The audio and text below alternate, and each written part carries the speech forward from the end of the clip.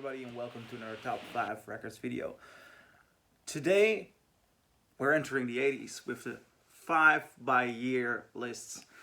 And I think the 80s are a very interesting decade because although the pop scene emerged around a very heavy commercial value, I also think there were commercial bands which really stepped into creative grounds. Certain genres, certain subgenres, like the heavy metal, went more extreme. A lot of interesting things were going on in the 80s, and to get a clear image of the 80s, I think it's a bit more difficult than the 70s, because the coherence among the genres, the coherence within a top, like a top 40, it started to change. Now, just a small introduction, and I'm gonna kick off with something which you might consider a commercial album. I don't know. It is this one, Visage, on the number 5 spot. And you might know this album from the famous hit Fade to Grey. And obviously, their rendition of Fade to Grey, because this is a cover, is impressive. It's a beautiful song. I put it on all the time. But Visage is doing something very interesting in the sense of dance music. I've also heard that David Bowie, before he wanted to get in the dance scene with his Let's Dance album, was pretty much inspired by Visage and went to see them several times when they were doing gigs. Something is going on this album. I always kind of refused buying it because I thought, yeah, 80s dance music, is it something for me? Now, I bought it, I put it on, and for the entire duration of this album, I could not stop dancing. Now, I am not someone who easily starts to dance, but this album made me dance. The sound of this is so impressive. This band really stepped into a new world sound-wise. It is challenging, it is a bit dark, it is a very, very interesting. It is so good. And this sound, combined with such skillful melodic songwriting, being so danceable, it is a unique treasure of an album. So, on number 5 spot of 1980, Visage. Visage, because it's the self-titled album. I never like it when a band calls their own album like the band title. I think, yeah, give it something. Give it your own title. No, who gives a damn about that? Number 4, Motorhead. Now, most people would call this heavy metal, not Lemmy. Lemmy, the lead singer and bass player of Motorhead, he says, basically it's just rock and roll. 3 chords. And in a sense, he is right. Because this is not the challenging, technically difficult metal, which at the same time came from bands like Iron Maiden, also very interesting. Motorhead is just the next step in 3 chord rock and roll, but being completely badasses about it.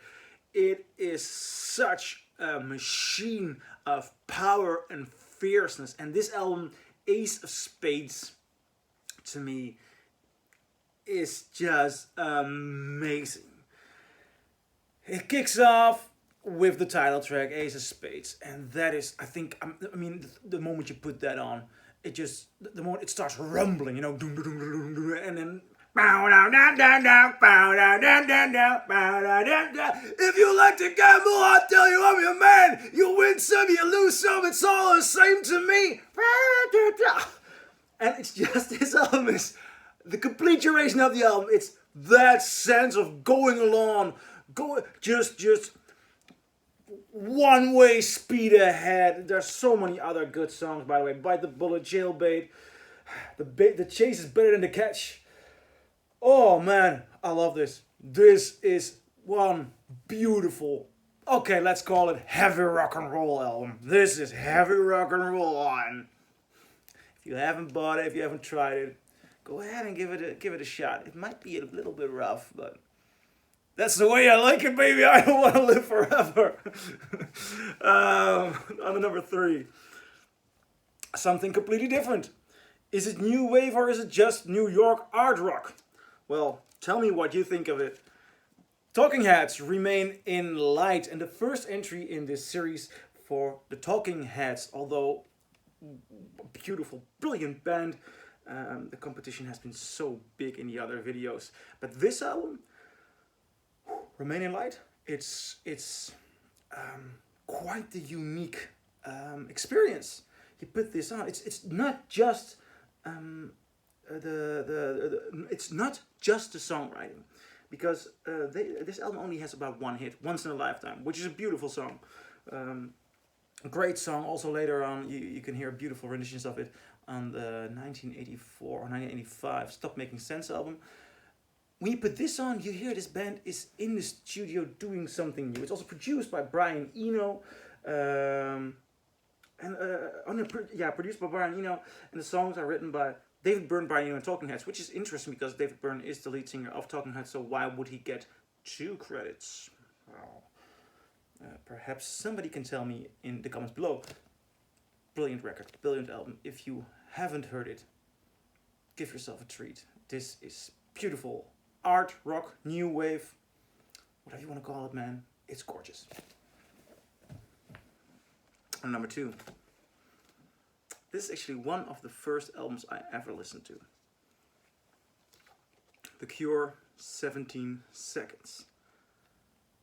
I was 14 years old and my English teacher borrowed me a CD with this album on it.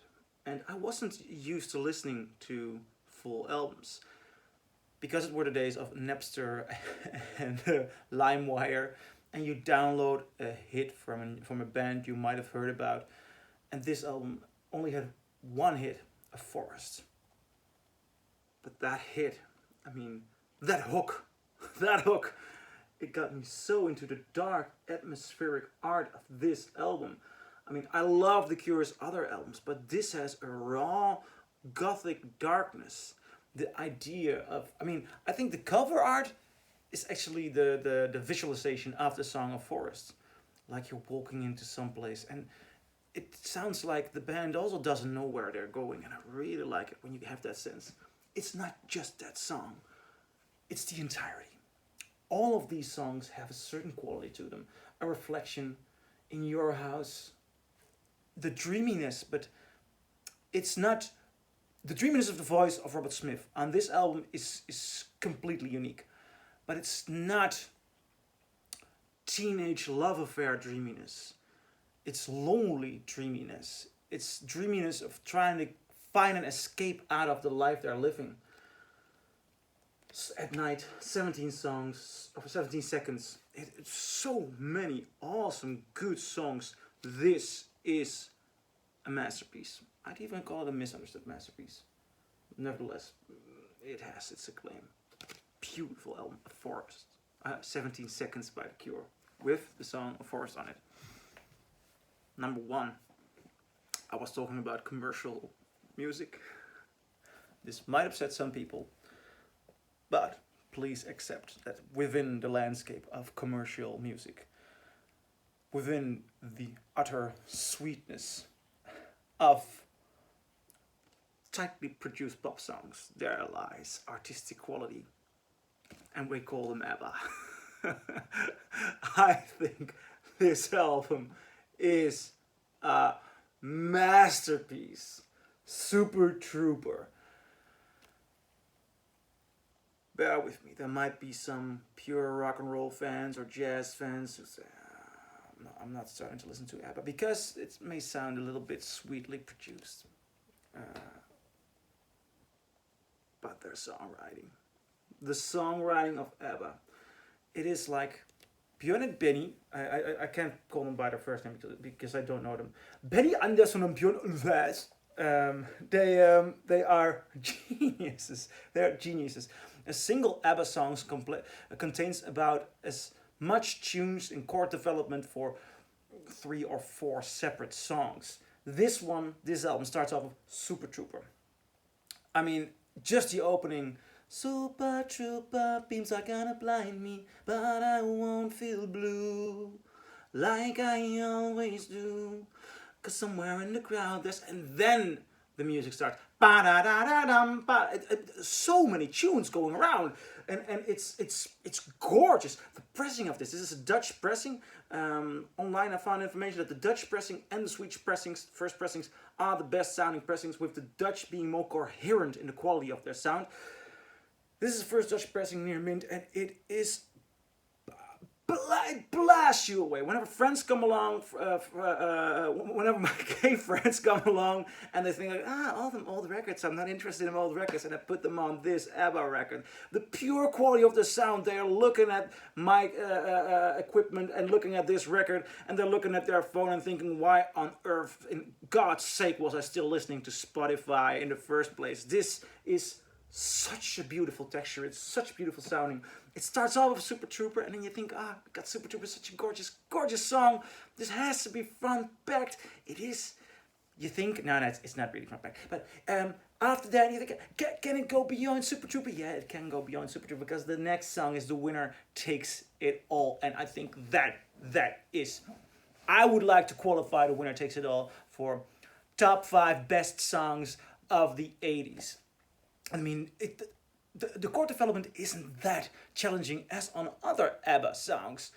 Lyrically, they are in a different place with these lyrics, and the emotional quality of it. It is just too amazing. What more? I mean, this album just goes on and on and on. That's also the third song, which is also pretty good. Then side B starts off with Happy New Year. Might have heard that too much during the last day of the month, but doesn't matter. Great song, awesome song. The Piper. Then number 4, side B. Lay All Your Love on Me.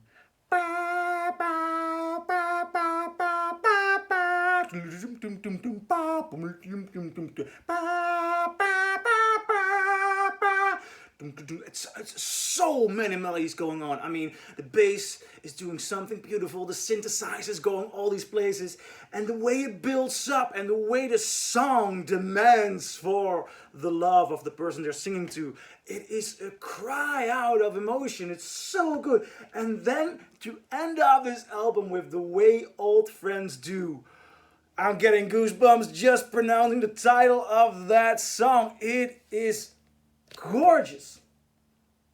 Gorgeous album. Please, if you have got a grudge against ABBA, put your grudge aside and give Super Trooper a chance.